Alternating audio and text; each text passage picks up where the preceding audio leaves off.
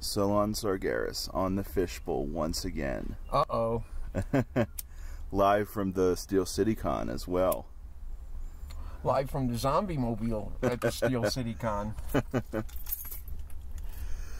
So let's talk, brother. What do you want to say?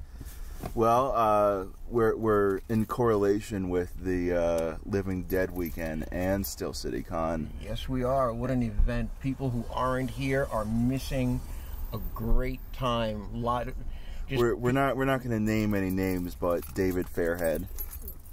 No, we won't even mention David Fairhead. Right, David Fairhead? I mean, right? No. Yeah. No, we know he's with us in spirit. He's drinking? Oh, not in spirits. In spirit, I understand. Yeah, tell him we're going to have some brownies later. I'm down for that. Yeah, they're back at my table, under the table. Dave Fairhead doesn't get any brownies today. Yeah. No, people who aren't here today, David Fairhead, are missing a double convention. Not only is it Steel City Comic Con, which freaking cosplayers, the cosplay people, they're dressed up. We got this guy walking around. I don't know if you told him. We got this guy walking around in a Deadpool outfit, carrying a big sign that says "God hates Francis." So that in itself is funny. But you also have Living Dead Weekend, which is today happens to be going hand in hand with Steel City. You got people from Walking Dead, Night of the Living Dead, like John Russo, the guy who made it, Dawn of the Dead, Tom Savini, a staple at these things. It was actually really fun to hang out with him today, because I hung out with him a while ago outside of a convention thing, and we ordered the same Chinese food, and I accidentally grabbed his plate. But it was fun. And yeah, people, if you're missing out on this one, so keep in mind, Living Dead Weekend is happening again in October 13th, Friday, October 13th. Well, my props go out to Candace, who's getting married at Living Dead Weekend on Friday the 13th. Oh, awesome. Yeah, she's getting married. I think she's getting married at Evans City Cemetery, too. So that's going to be freaking cool, and I get to be there. No excuse, because I have to be there for the thing, so right. It's good to hang out with Candace, her sister Martise, and April Evans. April, if you're out there going to be listening, but you're probably not, because you're probably inside right now. I met April. First time I met her, she fell, boom, right on her ass. And somebody who isn't at this convention, David Fairhead, ran over and chivalrously picked her up. And we became friends that day. Awesome. Awesome. See, you can't shut me up. I warned you. I warned you. He did. This Fishbowl listeners, Solon did warn me. So I apologize right now for the rest of the interview. That's right. But I am keeping it keeping it clean. I didn't say that. I was just talking about Battlestar Galactica. Right, it's frack. Right. Frack. Or where they're drilling through the shale. What the frack are you talking about? Yeah. Golly jeepers, gee willikers, gosh wally, gee beef. Right. Now, I was kind of saddened to hear yesterday, actually, Adam West passed away. What? Yeah. Dude. Really? Yeah. The first Batman, the original Batman, 1966 Batman from the ABC series. Wow. I have to curse, man. Fucking unbelievable. Yeah. Batman. And he was here at the last last year. Yeah, no, the last City Con. No, man. Yeah, that was his last con. Wow. So, the people in Pittsburgh got a real treat, because who would have known that he would have passed away, not even yesterday? Yesterday, yeah. Wow, man. Yeah, it sucks, the original Batman gone, and I'm at least happy to say that I had a personal experience with him. Wow. It wasn't sexual or anything.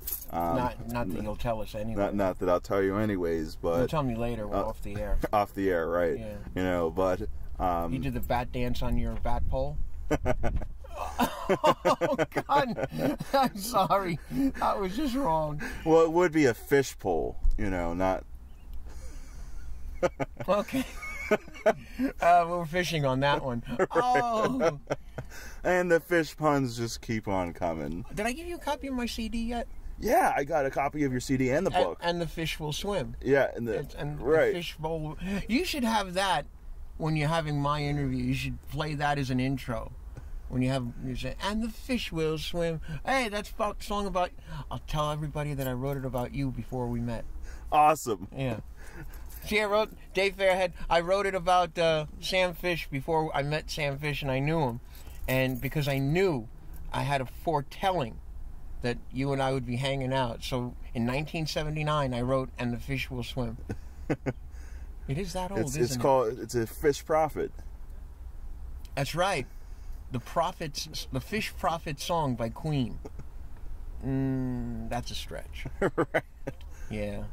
Well, my condolences to Adam West's family and friends, and that man left an indelible mark in friggin' history, really. Yeah. Wow. And was able to live on through Family Guy and coming to these conventions, and you know, really had, you know, touched a lot of people's hearts. You know, I don't think anything else, but not about you, your fishbowl. Right, right. You know, it gives new meaning. I have a little 4x6 of Batman, a photo, on my wall at home, and a big poster from Batman, the 1966 series with Batman, Robin, and the villains. So I guess that there's new meaning to that now at my house. Wow. That means sometime this week I'm going to have to watch the movie, the Batman movie from 1966. Right. Just so I could, well, number one, laugh, and number two, fondly remember Adam West and the impact he had. Actually, I met Adam West in 1967. He was doing a personal appearance at the Savoy Movie Theater in Jamaica, Queens, promoting the Batman movie. And I had an autographed photo then. But of course, my mother thought it was garbage and threw it away, probably back in 68. Oh, to have all that stuff that my folks threw away. Oh, the stuff my grandparents threw away of my dad's. We would own Pittsburgh, wouldn't we? Yeah. So I'm told he had all 4 Beatles bobbleheads in mint condition, and they all got tossed. Oh God. Yeah. I've got Little Rascals bobbleheads, but I don't have Buckwheat. It's the only one I don't have. I have Darla, Spanky, and Alfalfa. And they go like this. They never argue with me. They just nod their approval. And they're still in the boxes. I think the term for that is a bobblehead communist. Bobblehead communist? They only follow orders. That's right. They always nod their agreement. They are the eternal yes men. Right. Yeah. Even though they're not saying yes, they're nodding. Right. Yes. Man, now you have to kind of have like a whole new, you know, eye when you look at those bobbleheads, because you know, are you agreeing with me, or are you just being facetious? Right. And I've always wanted to get a bobblehead of myself, so when I argue with myself and I don't agree, I could always refer to the bobblehead, who is me, agreeing with me, and telling my other me that, you see, he agrees, I agree with me, so why can't you agree with me? Me, I'm Smee. That's me. Smee, that's Smee. Yeah. Fuck. I mean, golly. Gosh darn it. Jeepers. Jeepers, Batman. Bang, pow, punch. Zap. Zowie. What the hell is Zowie?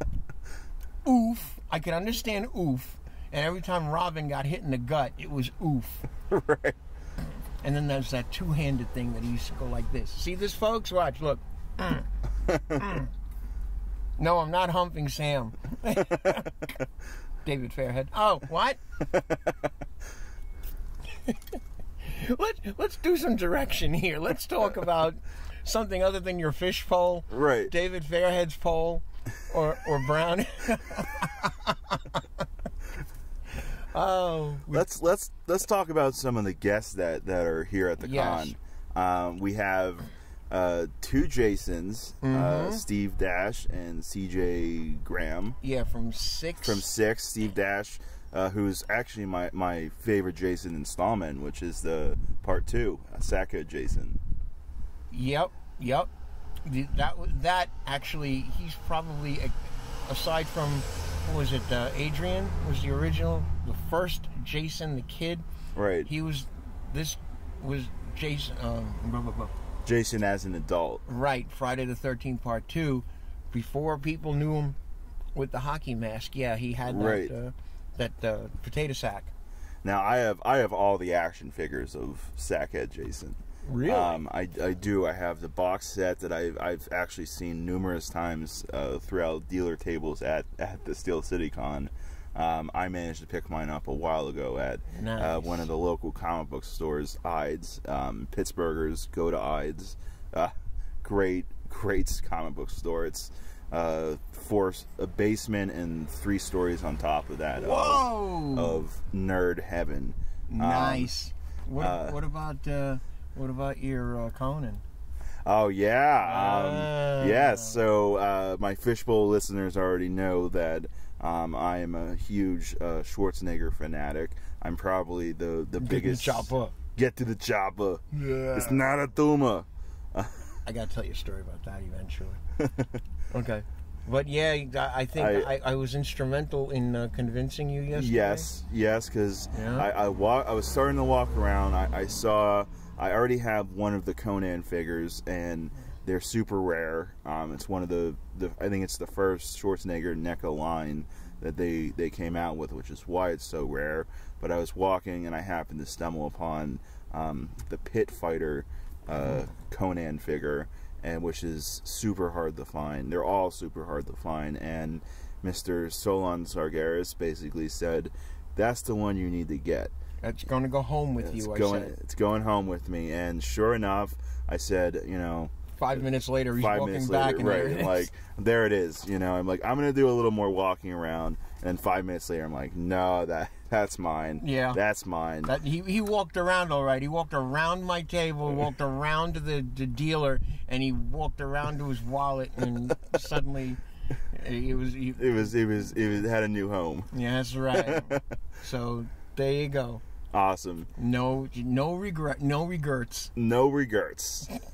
I need a Snickers bar. I like to joke, with those Snickers commercials. When I get angry, I'm like an angry Arnold Schwarzenegger. Just feed me a Snickers and I'll return to the fish. Give me a Snickers bar now. Give me the Snickers bar now. Get to the Snickers. That was me. Make a wait. Get to the Snickers. Well, if anybody ever watched that show, what was that? Dave Chappelle. Chappelle's show. The Chappelle show. He used to have a section, a commercial. Man, when you're hungry, you're not yourself. You need a Snickers bar. Can we say that on your show, or is that too racist? But I am quoting a TV show. Snickers. I think we'll be all right. Okay, because we're referencing something that's pre-existing. Right. And there are innuendos with regards to Snickers, but then again, innuendo is also an Italian suppository. So, yeah. What was I saying about the brain tumor? Oh, yeah. When you said, it's not a tumor. Back in 1999, actually, I was diagnosed with a brain tumor.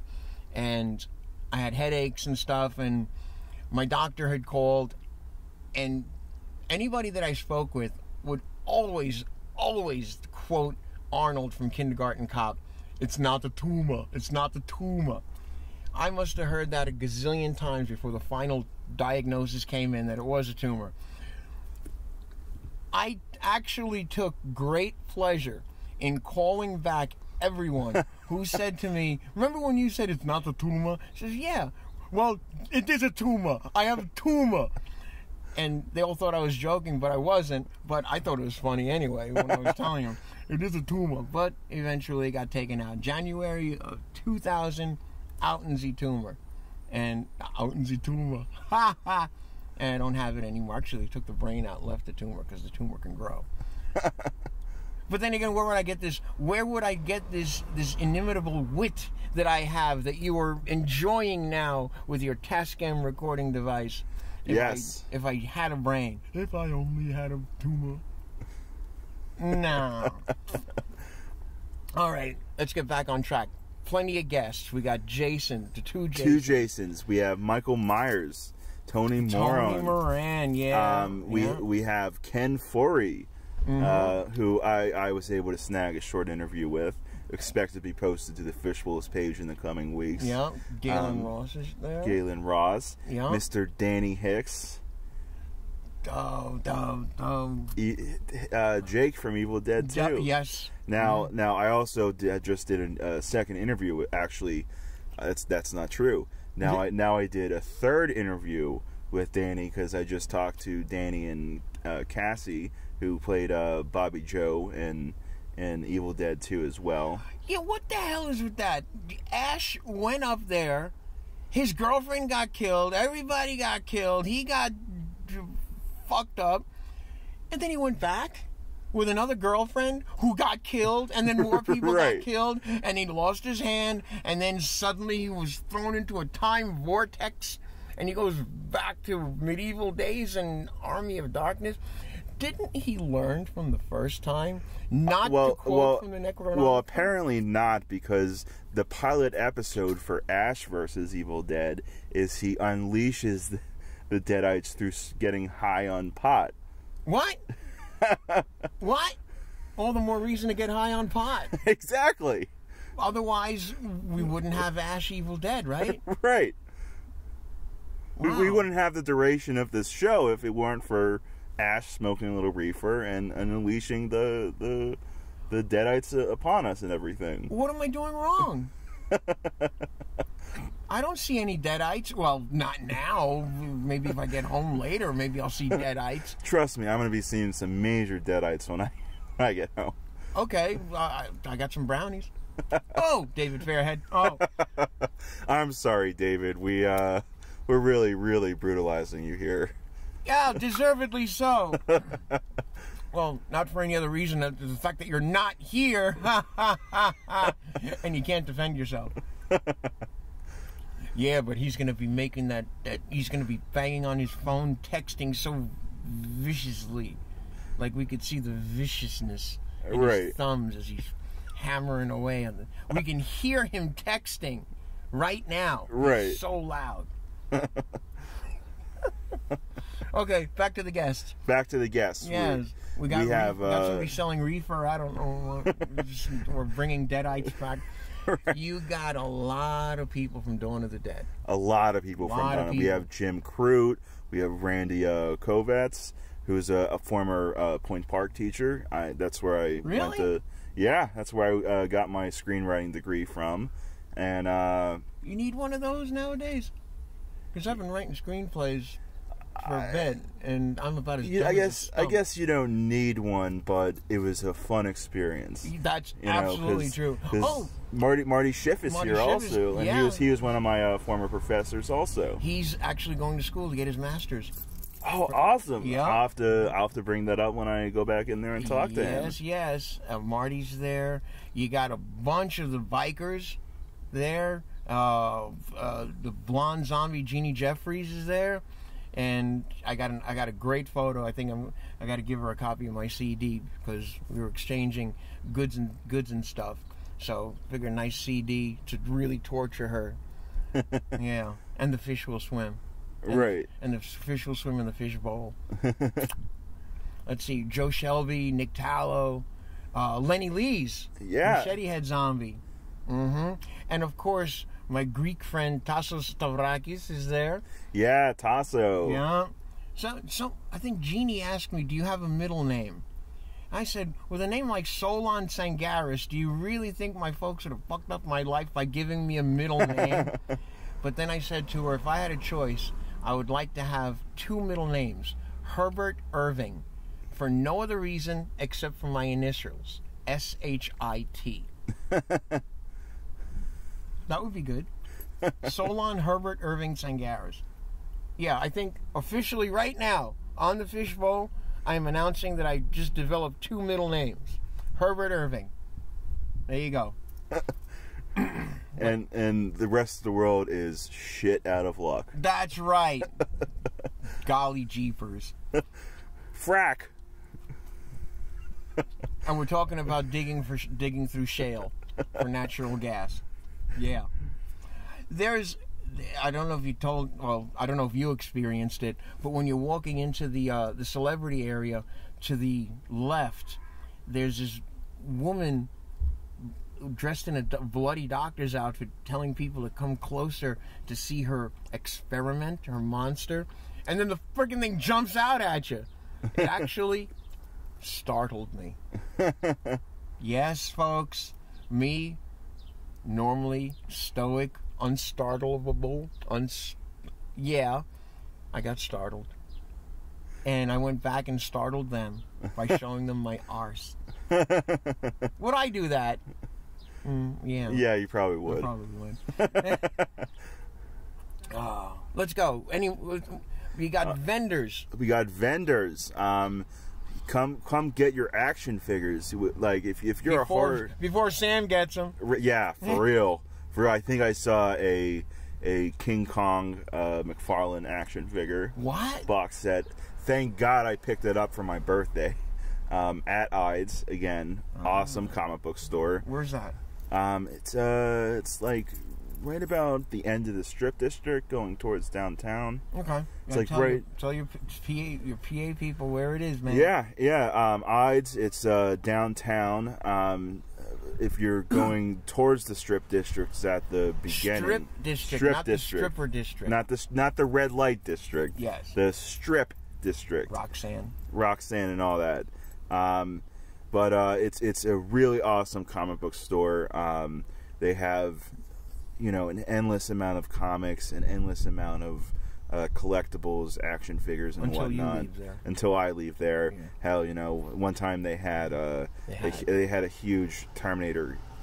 Someone dropped off like a huge Terminator lot of McFarlane figures and NECA, and I am proud to say that I didn't do it in one swoop, but let's say it took me 3 swoops, and I got all of them.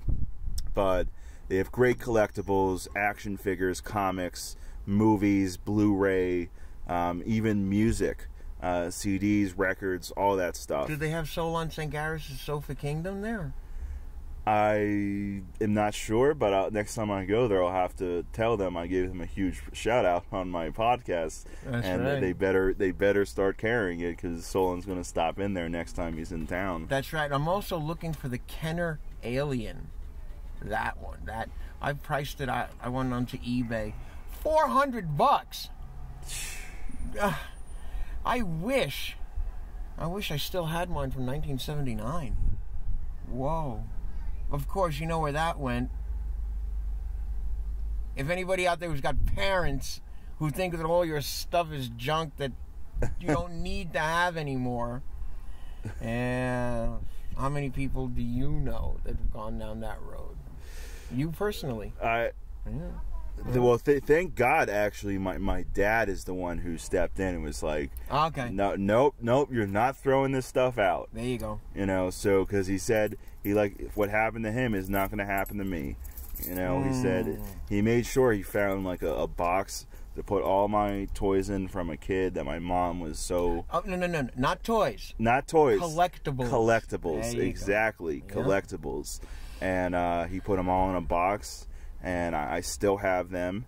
And now my collection is too vast that I've collected on my own. No, don't you ever say too vast. You're right. You're right. It's incomplete. It's incomplete. It's incomplete because you know, can always find like something that you want. Exactly. You know, my Schwarzenegger collection is almost complete, but you know, not yet. You need to get the kindergarten cop with the suit and tie. Right, and I need to get the final Conan. I have to get a few more Predator stuff. Mm-hmm. And speaking of Predator, I don't know. Come and get me. I'm over here. I don't know if you've been hearing the hype on the new Predator movie coming out next year. He's not going to be in it, but the guys who are making it have a certain tie to the original Predator. Really? The guy who's co-writing it and directing it played Hawkins in the original Predator. Ooh.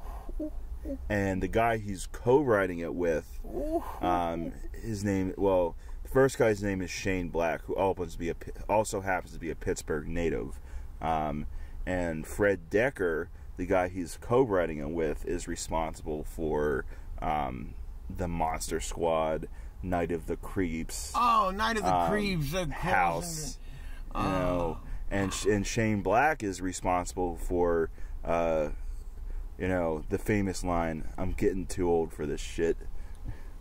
Lethal Weapon, among the last Boy Scout, Last Action Hero. Why is it with everything with the last? I don't know. Boy Scout, the long kiss goodnight. Last Starfighter. The Last Starfighter.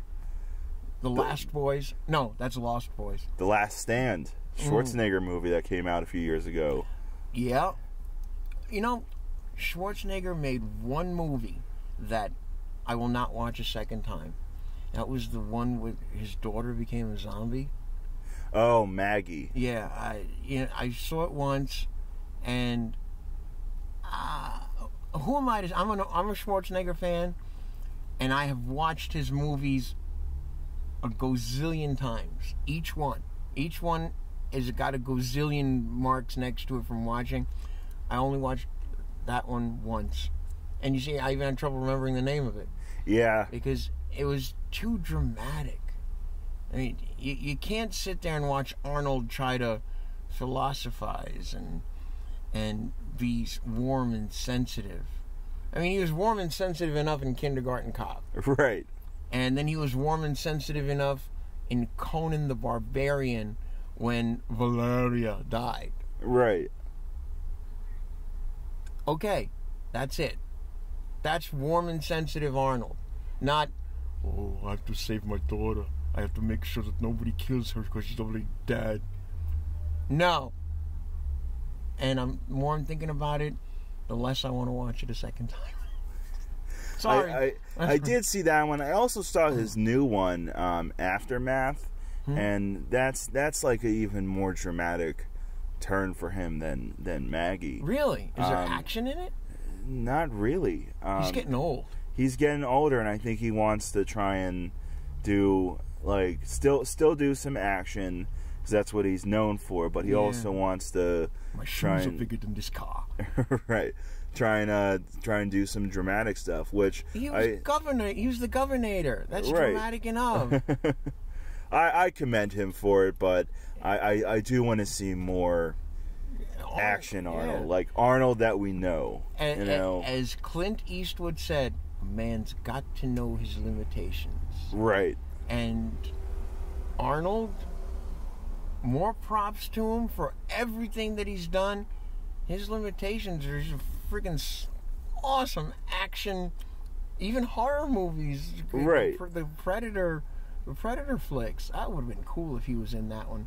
But well, from what I heard, he was offered a role in The Predator. He turned it down because it was like a minor cameo, and in his view, he never really fully appreciated any of the Predator sequels, because he felt that Predator was one of his greatest achievements. That was a great movie. And he wanted to do more movies of Dutch battling the Predator. Dutch. You know, and the role that Shane Black, you know, wrote in for him, because Shane Black and him are good friends, and Shane Black has written stuff for him before, but he didn't want to do it because he felt, you know, Dutch is too significant of a character just to bring back for a cameo, and he would rather, you know, see Dutch back in his own movie versus a minor role that was not, like, you know, significant to the film. And you know what, I respect him for that, you know, because, like, in my opinion, yeah, you got to throw in the Terminator movies because they're huge, but as far as his acting performances go and some of the greatest films he's ever made, in my opinion, it's Predator and Total Recall. Total Recall was great. Last Action Hero was great. Yeah. People just didn't get it because of the fantasy crossover thing. Right. But if you sit there and you watch it, the first time I watched it, I thought it was great. The first time, because I'm warped anyway. But the second, third, fourth, fifth, and gazillionth time that I saw it, I get a kick out of it each time, with even more appreciation for the way they did that fantasy crossover into the movie realm. Right. You know, movie geeks out there. Me, I can tell you myself as well. How many times have you wanted to get into the movie? Not get into movies. Get into the movie that you're watching. Right. Like that kid did when the dynamite came out of the screen and he had the magic ticket, and suddenly he's in the movie. With the, as he said, the bad puns, the rock music, rubber baby buggy bumpers. That's just great. Right. Any movie geek who is proud to call themselves a movie geek will so much appreciate that movie. If you haven't seen Last Action Hero, and you know, I have a funny story about that film. Also, it's actually the first Arnold movie I saw in theaters. Really? Theaters. You remember theaters? I remember theaters, and it was only because my dad showed me Total Recall when I was 5, for my birthday, which is in April, and that movie came out in August, and I remember very specifically the theater that my dad took me to go see it. It's the Manor Theater in Squirrel Hill. It's still there. No strippers? No strippers. Okay. But, you know, I went to that theater, and I remember just the whole time, like you just said, you know, I even when I watch that movie now, I still want to be that kid, you know, because I've been infatuated with Arnold Schwarzenegger ever since seeing Total Recall. Yep. He's the man. He's the man. Special props to Mercedes Ruehl, though. Right. She's a cutie in that movie. Right. Yeah. And Charles Dance. What another movie with Charles Dance as a great bad guy. He redeemed himself from that god-awful Alien 3. I may offend people who are Alien fans, but Alien 3, both versions, the special edition, director's cut, and the theatrical release, not exciting. And I will say, though, it's way better than Alien Covenant. I was just going to bring that up. Alien Covenant is on par in disappointment with Alien 3.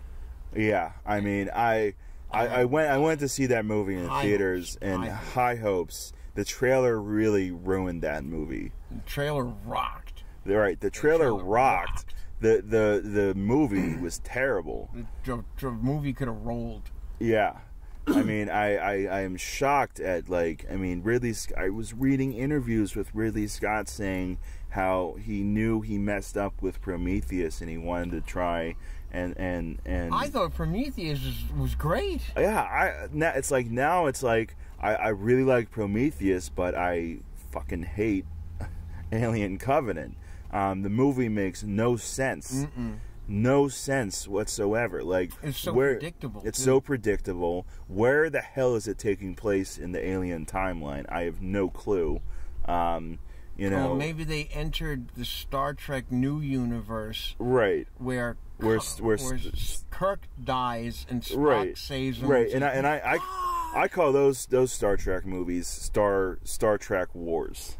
Star Trek Wars, because it's J.J. Abrams, and I really dislike those movies also. Really? Because to me, you know, it's not Star Trek. That's my biggest issue. It's not Star Trek. It's Star Trek trying to be Star Wars. Well, you also have to remember Star Trek, the original series, 1966, with Batman. That was a landmark, and people who grew up on that probably really tunnel vision, boxed in. Star Trek, the original series, is law.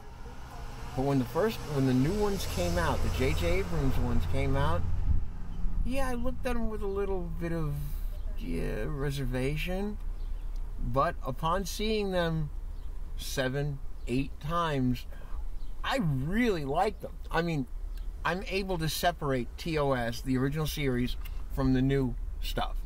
If you can't do that, folks, then, okay, you either hate the original series and love the new movies, or vice versa, much like yourself. Me, I'm beyond geek mode, so... And I could watch a movie from the middle to the end, never seeing it before, and then watch it again from the beginning, and still, it's not a spoiler for me, because I could erase certain things in my brain. Well, it's the brain tumor. I can definitely rewatch J.J. Abrams' Star Trek movies. However, you know, I'm probably going to get a lot of hate for this. But, no, you're not. It's your opinion. Nobody's waiting for your opinion. It's just... it's just like, you know, J.J. Abrams really has not done too much original content. If you go back and look at his repertoire, like everything that he's done has been a ripoff of something else. Didn't he do Cloverfield? He did Cloverfield, which is a ripoff of Godzilla. You know, but. You know, it's found footage Godzilla. It's found footage Godzilla. Yeah. You know, Star Trek is was just, in my opinion, gearing up for him to do Star Wars. Star Wars. I think he injected new blood into that. I will not watch 1, 2, 3. I grew up on 4, 5, 6. Right. Number 5, Empire Strikes Back, being probably the best in the series. Best in the series. 1, 2, and 3, easily forgettable. I have yet to see in their entirety 7, 8, and they're up to 9 now? They're on 8. They're on 8 now, and 9 is soon to come. Yeah. I have yet to see those. 8 comes out in December. I saw the trailer. That's The Last Jedi, right? The Last Jedi, yeah. Which I'm excited for. You know, like, I really did like The Force Awakens, but again, I had some issues with it because it was like a hodgepodge of like episode 4 and 5, you know, which is like, you know, I understand what George Lucas is saying, which is like, you know, you don't need to reboot, you just need to add on, and that's why I like Shane Black's mentality with doing The Predator, you know, instead of rebooting it, you know, just add on to what's already there. Speaking of Predator and Alien Covenant, I don't know if I was reading too much into Alien Covenant, but I saw in my mind a possible connection where they could incorporate Predator again into that. Well, actually, certain little things that said, you know, I think they're trying to set it up for Predator. I think they are, actually. I think I read a while back that they came out with a series of comics recently that are supposed to combine like the engineers with the Predators, and I think what they were implying by doing those comics is that later on down the road they're thinking of rebooting AVP. I thought I was having an original idea here. I thought so too, because I wanted to write an AVP script. Like, I wanted to be the guy who rebooted AVP. I have the whole idea down and everything. It was going to be like a combination of like Predators, Aliens, and Pitch Black. Oh, so you're gonna bring in Vin Diesel in this too, huh? Well, my idea of like the badass head honcho of the group, I wanted to be kind of like considered the John Wick of the Predator universe. John Wick's is Keanu Reeves.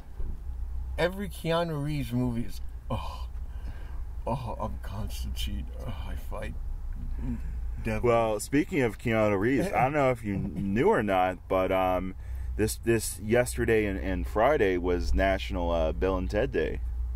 What? What? They had to pick the day that Adam West passed away to be the second day of National Bill and Ted Day. Wow. You know, who makes these decisions? I don't know. I don't know. I could understand National Donut Day. Right. Yeah, that's a given. Also, like, we now have National Back to the Future Day. Oh, yeah, that was October 21st, I think. Yeah, I remember that. I said, oh, neat, look at that. Everything. And we should be on hoverboards right now. Right. Well, they're now working out the kinks. Yeah, so you don't slam your face into the ground. Right, or it blows up on the airplane. Bad taste. No, actually, you want bad taste, eat airline food. Right. Peanuts are safe. Packaged. Right. Speaking of peanuts and airline food, anybody remember that movie, The Day After Tomorrow? Oh, yeah. Where he was eating the peanuts and because he's nervous, and then the plane drops because it hit an air pocket. I want to get a little bit of this climate change thing going here. Climate change, in my opinion, is a farce. It's a total sham. It's a lie. I was talking to somebody who swears that the world is ending because of climate change, global warming, global cooling. And she cited The Day After Tomorrow as a reference. A movie with what's his name? Dennis Quaid and Jake Gyllenhaal. Dennis Quaid, yep. That movie is a perfect example that climate change is real. No, it's a movie. And the next thing you'll be telling me is that Godzilla is real. Well, wait a minute. Godzilla could be real. You never know with the nuclear stuff that's going on. Right. Or the climate change that's altering the environment, and a giant dinosaur is going to come out and breathe fire on you. Right. Yeah. No. If you're going to cite something, don't cite a Jake Gyllenhaal movie. Right. Like, what's that other one he did? Was it Troy? Or not was Troy. That was what's his name? Brad Pitt. Yeah, same thing in that situation. What was that movie that he was in? Ancient Greeks or Romans or something. And why is it that ancient Greeks have to speak with a British accent? Oh, the Prince of Persia. Prince of Persia, there you go. Yeah. Yeah, as far as I know, Greeks spoke Greek. Right. Without a British accent. Right. And well, that was Disney's stamp behind it, so. Well, that was that. But I'm talking about movies like The Robe. Right. Or Spartacus. Or in my case, Farticus. Yeah, they say that the average human farts 14 times a day. You should have been with me yesterday. 14 times an hour. It was brutal. Oh, wait, I digress. We're changing topic now. We're at a convention where I do a lot of farting. Aren't we supposed to be talking about a convention? Yeah, we were. We were. Yeah. Sidetrack. Yeah, right. That's what you get when you get two geeks talking into a Tascam recorder about a topic. It'll never stay on topic. Right. Oh, you know that the green room's got these barbecue meatballs in it? Talk about the convention, folks. Barbecue meatballs, chocolate, iced teas. Oof. But you gotta know where the green room is. I know where the green room is. Awesome. And I love caramellos, but don't tell anybody that. unless of course, you want to get on my good side and you catch me in a bad mood where I'm hungry. Don't get me a Snickers. Get me a Cadbury Caramello. And then I'll be your best friend until I finish eating the caramello. You heard it here first, folks. That's absolutely right. I have never told anybody that you want to get on my good side real quick, but it only lasts until the caramello's done. Once it's done, you're fucked. I mean, no, well, not literal. Well, it all depends. No, can't say that either. You're back to normal. I'm back to normal. Okay, if you want to really piss me off, get me a Snickers. Bite into it, I'll hurt my gums. So, convention. Steel City Con. There's a big monster in the middle. Big monster in the middle. Have you figured out what he says yet? I haven't, actually. I've been there. I've heard him 100 times already. And there's a bunch of hippies dancing in front of him right now. Why? We may be witnessing some sort of satanic dance or acts, some type of worship going on. It is a horror convention, you know. Yeah, but not to sound racist, they really dance like white people. I'm not casting any disparaging racial comments, but holy crap. You know the movie White Man Can't Jump? These white people cannot dance.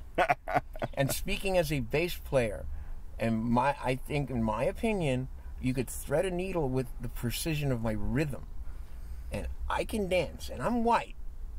Not casting any disparaging remarks again against my black, Asian, green, blue, or orange friends. But, yeah, this white boy can dance. But holy crap on a cracker. You guys want to see a great comedy act? Come to the Steel City Con and look at these white people dancing in front of the huge satanic thing that we have no idea what they're saying, what he's saying. And they're really playing bad earth music, too. And right. They're doing this kind of... See, watch me, folks. They're doing this kind of hippie dance moves. Badly. I like watching Woodstock. At least the white people there were dancing in rhythm. And right. There's actually a black guy there who couldn't dance to save his life. But that's Woodstock. That's 1968. In fact, before we had this racial divide where black people and white people could or couldn't dance or jump or do porno or whatever it is. I don't know. Oh, I bought my Blu-ray copy of Blackenstein. Awesome. I'm so happy. I've got Blackula. I've got Blackula Scream. I've got Cleopatra Jones. I don't have Black Belt Jones yet. I love black exploitation movies. But I finally got Blackenstein on Blu-ray. Who's bothering me? I'm doing an interview here. 2 messages. Oh. Let me see. Oh, okay. She can't mind my table, but John Russo's at the table. All right. Well, we are actually about at 50 minutes here, so I think that's a good place to stop. Yeah, you got to shut me up sometimes. Right, sometime. Awesome. Dude, well, this is great. This has been fantastic. Solon Tsangaras on the Fishbowl in person this time and live from the Steel City Con. Thank you for swimming in the bowl with me. Not a problem, and I hope who's going to be riding your pole, your fish pole? Hopefully a very cute lady friend when I get home. Very good. I'm pleased to hear this. And as long as it's not, again, condolences to Adam West and his family. Right. But as long as it's not Adam West riding your fish pole. Right. That would be kind of creepy, too, if that was. I think that's called necrophishism or something. Necrophysia. Necrophysia, right. Yeah. That's a new phrase. Right. Awesome. Awesome. It's been a pleasure. That's us shaking hands. That's us shaking hands. All right. All right. We're going back inside to watch white people who can't dance. Sounds like a plan. Oof. Later, kids. Awesome. Later, kids.